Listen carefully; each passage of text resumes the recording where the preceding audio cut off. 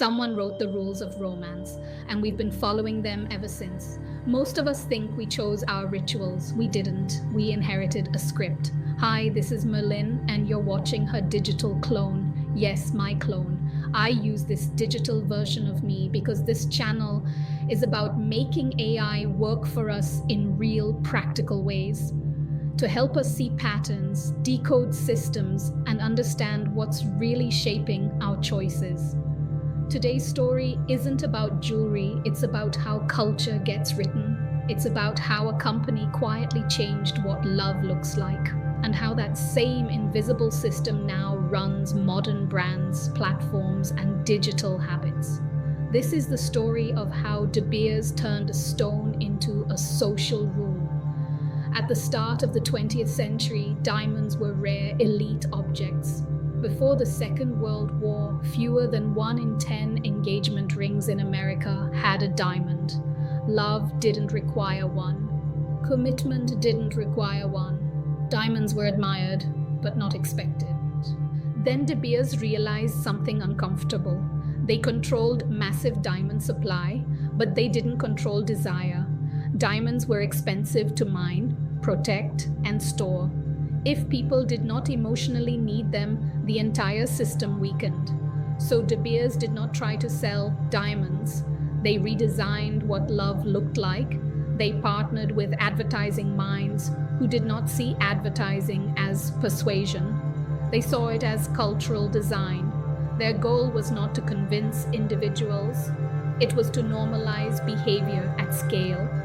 They began by using associative conditioning, repeatedly placing diamonds inside emotionally charged moments. Proposals, weddings, anniversaries, reunions. Our brain began retrieving diamonds as feelings rather than objects. Seriousness, permanence, devotion, worth. They anchored diamonds into emotional memory loops, holidays, milestones, family rituals, making diamonds feel like part of normal life. Removing them began to feel uncomfortable. Children grew up seeing diamonds as part of what happy endings look like. Familiarity was installed before buying behavior existed. Diamonds crossed into identity. They stopped being stones. They became symbols of who you were: stable, serious, successful, worthy. Repeated exposure engineered familiarity bias. Familiar felt safe. Safe felt right. Trust was installed during emotional vulnerability, proposals, marriages, life transitions. Trust was trained neurologically long before logic spoke. They played the long game, repeating the same emotional loops for decades, stabilizing behavior across generations. They reversed the funnel, building desire before building distribution. They owned emotional territory rather than shelf space. They ritualized diamonds into proposals, weddings, anniversaries, creating habit loops. Diamonds became defaults. Predictable habits created pricing power and revenue stability. Then came cultural norm engineering. They introduced spending rules. They introduced permanence. They exported the ritual globally. They turned love into a visible scoreboard. And suddenly, not having a diamond felt like explaining yourself. That is how a product becomes a social obligation. And here's the part most people never notice. De Beers didn't change the market in one move. They built it in slow, invisible stages. The same way habits are built in a human brain. They did not rush culture. They trained it. First, they chose the emotion. This is where every behavioral system begins. They asked a question no jewelry company had ever asked before. What emotion would make a diamond emotionally necessary? Not attractive, not fashionable, necessary. They chose permanence because permanence does something powerful to the human nervous system. It creates safety, it creates certainty, it creates the feeling of stability in a world that constantly changes. If you can tie your product to permanence, you are no longer selling an object, you are selling psychological ground. Once permanence was chosen, everything else had to serve that emotion. Then they chose the moment. This is the second step in behavioral installation. You never attach a product to random moments. You attach it to transitional moments, moments where identity is changing, proposals, engagements, weddings, anniversaries. These are moments where people are psychologically open. They are rewriting who they are, who they belong to, and what their future means. During transitions, the brain is extremely receptive to symbols. It is looking for anchors, so De Beers inserted diamonds into these moments, not as decoration, as proof. Proof that the moment is real, proof that the promise is serious, proof that the future is secure. Now the diamond wasn't an accessory, it became a psychological anchor. Next came repetition. Repetition is how the brain decides what is true. They did not change messaging every year. They did not chase trends. They repeated the same emotional message again and again until it stopped sounding like marketing and started sounding like reality. You saw it in magazines, in films, in celebrity stories, in romance columns, in social imagery. Eventually, the diamond stopped feeling like a brand choice. It felt like how life works. Then they installed a rule. Rules are the shortcut to scaling behavior. People don't like making emotional decisions from scratch. We look for simple formulas. So De Beers created spending heuristics, 1 month's salary, later 2. This did something brilliant. It moved the decision away from logic and into identity. Not what can we afford, but what does this say about my love? Once money becomes meaning, upsell becomes self-expression. This is the same reason people stretch budgets for weddings, phones, homes, and status objects today. They are not buying objects. They are buying stories about who they are. Next came supply design. Emotion alone is not enough. Emotion must be protected by structure. De Beers controlled diamond supply to make sure rare continued to feel rare. This prevented price collapse. It preserved the sacrifice story. It kept the gift emotionally heavy. Because if something becomes too easy, it stops feeling meaningful. They protected the difficulty, which protected the meaning. Then came permanence framing. A diamond is forever. Did something almost magical. It prevented resale.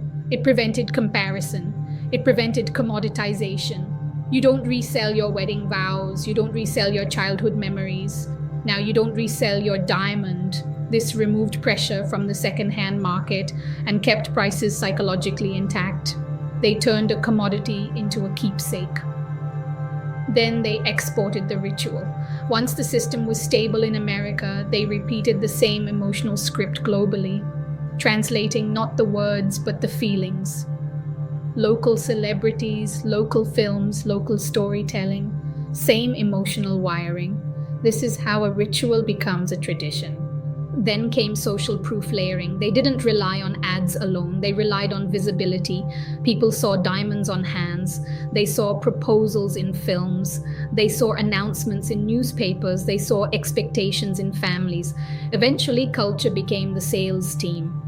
At that point, De Beers didn't have to convince people anymore. Culture did it for them. This is the leading indicator that a behavioral system has locked. When people start explaining your product for you, you've won. Now let's bring this into today, because the same system is being built around us right now, digitally. Apps attach themselves to emotional moments. Platforms attach themselves to identity. Tools attach themselves to rituals. Think about your phone, morning check, night scroll, work notifications, social validation, entertainment relief. These are not features, they are behavioral anchors.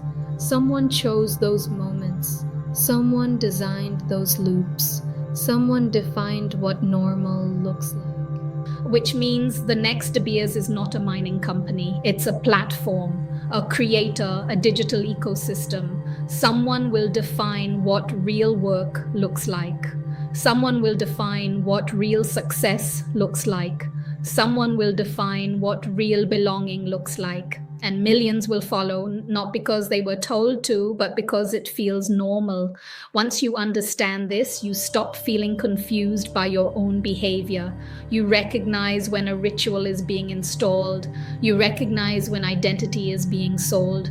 You recognize when habits are being shaped. And that recognition restores choice. You can still participate in culture, but you do it consciously, not on autopilot. And that is where real power begins.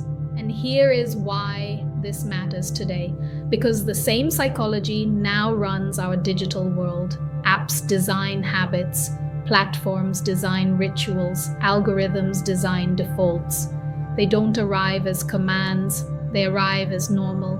But once we see the architecture, something changes. We pause, we question. We choose with awareness. We stop confusing design with destiny.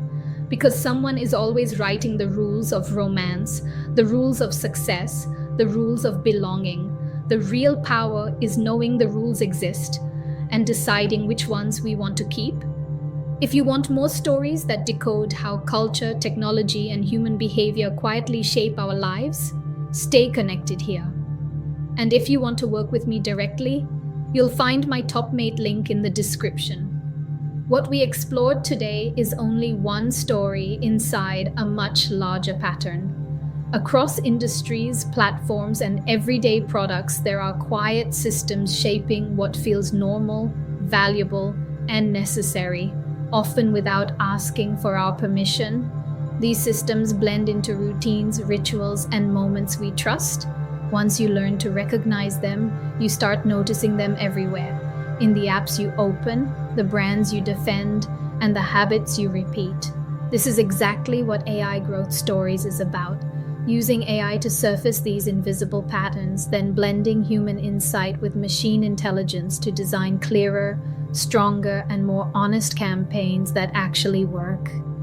This is where the real journey begins. I'll see you in the next one.